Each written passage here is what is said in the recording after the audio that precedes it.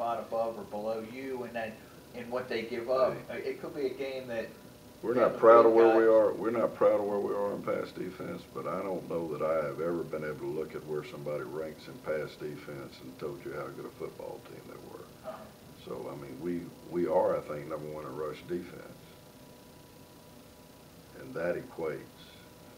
Now, are we going to get better at pass defense? You bet we are. Well, I wasn't so much making the point about what you don't do. I'm looking at how you could attack them because of what they don't do. Well, we're still going to try to be ourselves. We're going to be smart enough to present whatever we have to do to win. Now, I'm stepping back from saying I'm not good in pass defense because I don't think that's the case. I don't know where those numbers came from specifically, but I see two quality players playing corner and a free safety that can play. I mean, they understand. I guess you'd say there's a part of the element of them that's bend don't break. They will give you some passing yardage just by their 8-man front approach. That's been true of all 8-man fronts. I think when Georgia won the SEC back-to-back-to-back, they were probably ranked in the bottom 2 or 3 in pass defense.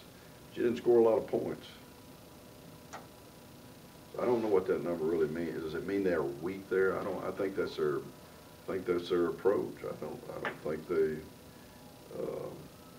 they're a stop the run. They're not running up the field trying to create run pressure all the time or pass pressure all the time. And I think they make you be very balanced.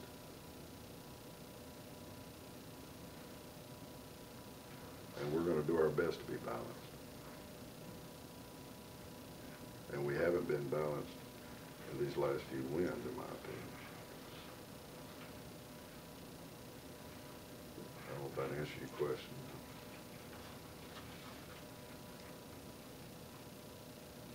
And let me ask you one question about one of the, maybe the potential receivers in this thing. It's one of your, we haven't, to make your point about receivers, we have not gotten the ball to some really good football players here lately. Would you say, Cody? I want to ask you about your tight end, about Justin. He doesn't touch it a lot, but when he touches it, he knows what to do with it. I think he's got 4 catches for 3 touchdowns. Most people are good in the, does he have there with that? Most people are good in the red zone, know where the tight end is on a pass play. Because they got to be covered by linebackers and safeties, and if you can run the ball, he's got some latitude, moving around in space. So that's kind of always been a hidden element in your offense. Anyway, people on the surface may overlook it, but that's a pretty valuable element. People that score in the red zone know how to find a tight end, and Ronnie and I don't draw up those plays. Ronnie and Cody put that together. But we try to keep tight ends here that are not just blockers for that very reason. I think right now we're pretty good in the red zone, and I think that tight end is one of the reasons we are.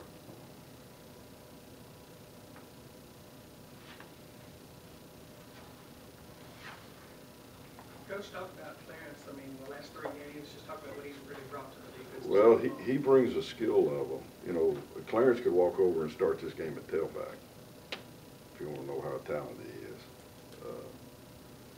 I mean, he's got the ability to line up in there with the big folks, but he's got the ability to match up and run and move and control his body in space, you know, like a skilled athlete. How much you weigh?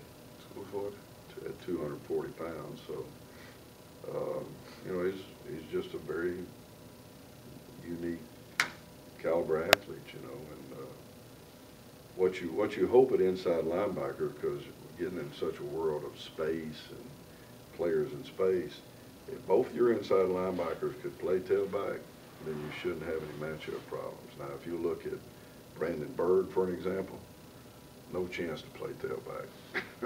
Would you say? And so sometimes when Brandon's in there and they got this little guy running back that, you know, might get matched up out there, you're not quite as comfortable as you are with Jack. And I'm not insulting Brandon. He'd laugh too, I think. But in a game of matchup football, Jack is that unique talent level you're looking for at the linebacker position. The guy that plays middle linebacker for the Bears, for example, I mean, he covers a post route. I mean, he flat has the wide receiver on a post. The way they scored the other night was they faked a trap. Did you watch that game? Faked a trap because that's the one blocking scheme he's got to go straight ahead on, and threw it behind him on the post, which is sneaky. Because if he saw pass protection, he could run and cover the slot guy running full speed on a post route. Now, he played safety in Mexico. If you would, just maybe talk about a little about Cody and last 3 games, the offensive numbers. Yeah, Cody's is equally a very unique kind of athlete. I mean, I jokingly say when people ask about Cody that don't play him in ping pong. I've never seen him play ping pong, but I just have a sense that he's a guy that competes whatever he does, and you know, his style is whatever it takes to win. I think he could run it 30 times if we could keep him from getting broke up. And I think he could throw it 60 and not have to do the other to win. He can punt. We could put him at corner, and he could lock down a wideout, if you want to know the truth of it. And if we put him in a physical situation on the goal line and knock somebody out of bounds at the corner flag, playing safety, he'd do that too. I don't know what you say. That's a whole bunch. He's a pretty good baseball player. You have a guy that you're developing to carry it 30 times in a game. At least that's what it developed the last couple of weeks. What's been? I don't remember the numbers. Has he carried it 30? No, I think it was 28 the last time, but it's gotten increasingly more, 21, 28. Yeah. And you had some concerns about him being able to handle that load. Did he show you anything during the course of the week that would give you that?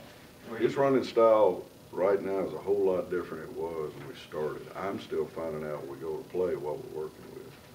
And I think he's still finding out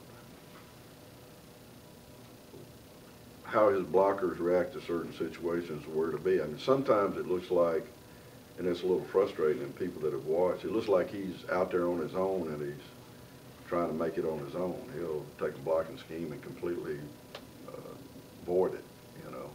But he's gotten, as time's gone on, he's gotten to be more and more comfortable with the system that he's in. I think he's still got a ways to go, because I don't think we've gotten it. I think he's left a lot of plays on the field. That's what he says, and I'll just quote him. He says, "I've left a lot of plays out there." I think we're all trying to get to the point where all these guys' plays are all made on the field and integrated. I mean, there's a lot of plays we haven't made as a football team. The way games have been played in this league this year, it's looking like the race is coming down to you and Tech.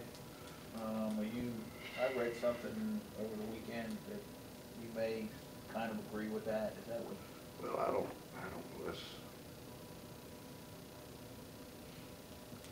What I realize in Tech is that Watson's been there 4 years and he's finally put these pieces together.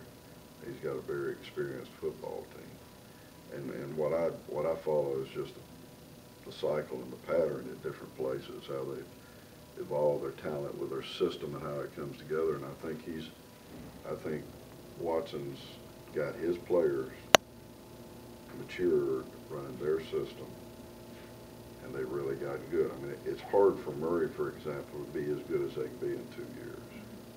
And then once you reach a 4th or 5th year, now you're to a whole different level of sustainability, because now the players change.